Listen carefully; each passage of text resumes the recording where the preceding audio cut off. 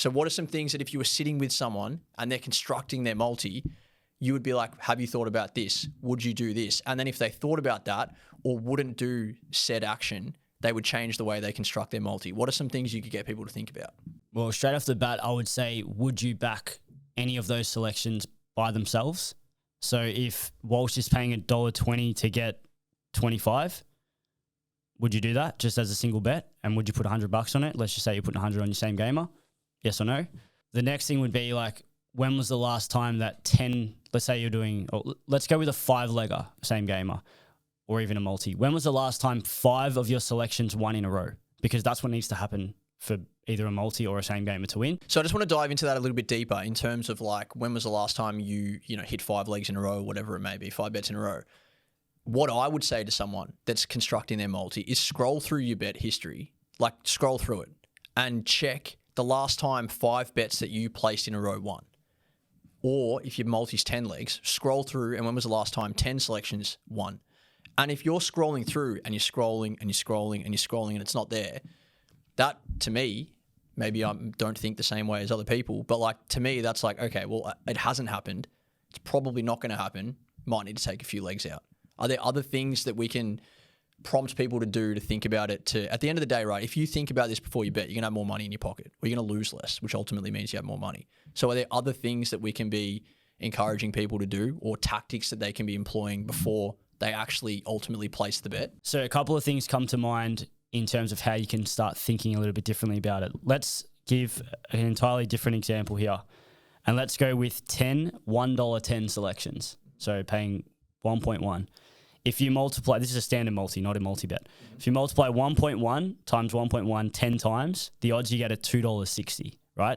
So essentially $2.60 for all 10 of those outcomes to happen. Now, if you're going to put $100 on that, you're going to make $160, right? $260 return, $100 invested, $160 profit. Would you put $100 on each of those legs separately? 100 times $1.10, 10 times, you would make $100 if you did all of that. But every single one of them would need to win. Would you do that? So that's the first logical thing for them to ask themselves. And if they wouldn't, then that's not the multi you construct. Yeah. Or don't do it. Maybe, think about what is actually happening there. But that's practical, that's something that practically they can do in real time every time they do it. The second one is to do with multiplying the legs together again. And I'll let Steve, so as the multi progresses, e.g., you've got a 5-leg multi and not going into the specifics of odds, but let's just say you're 2 legs down out of 5. Yep.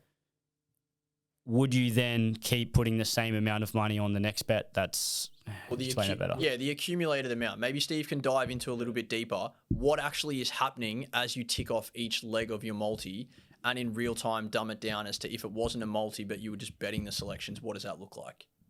Yeah, no, for sure. I don't think people think about this with a multi. If you put 5 legs together, and I'll just start with an example straight away because I think people will be able to picture it a lot easier. Imagine the first leg. We've used $1.10 here. I'm going to use $2 odds just for the sake of things. You put $20 on a same game multi, it's paying $10 or something. The first leg, sorry, not a same game multi, just a normal multi. The first leg's paying $2. You got $10 on it. It wins. Now you've got $20, $10 profit. Now the next leg of that multi is paying $2 again. Now you're putting $20 on that second leg. And then if that wins, now you've got $40 return. If the third leg's paying $3, you've just gone and put $40 on a $3 leg.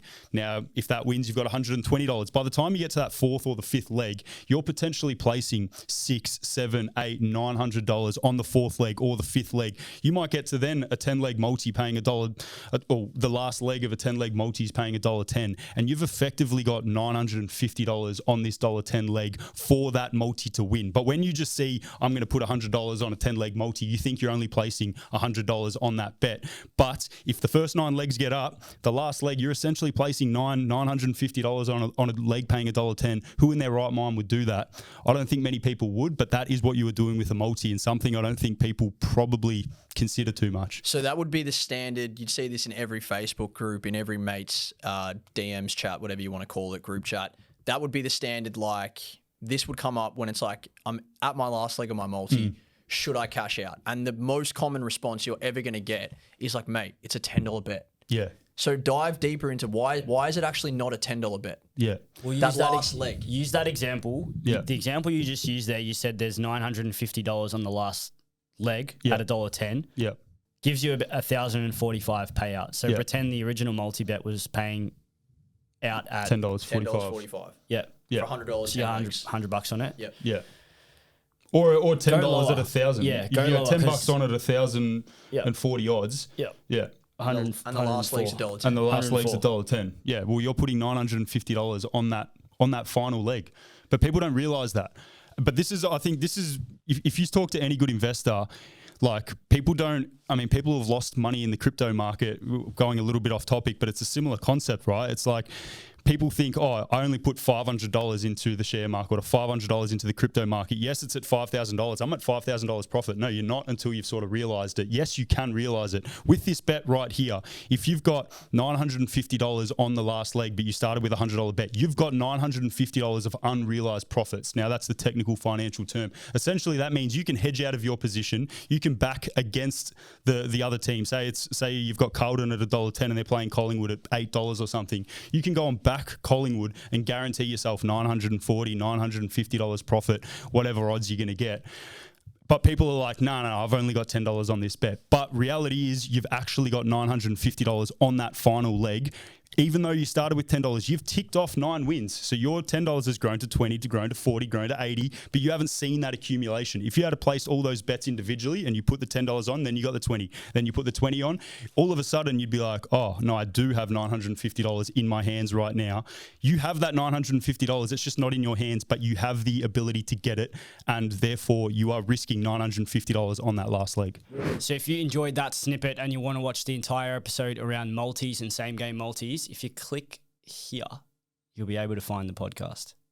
Click it.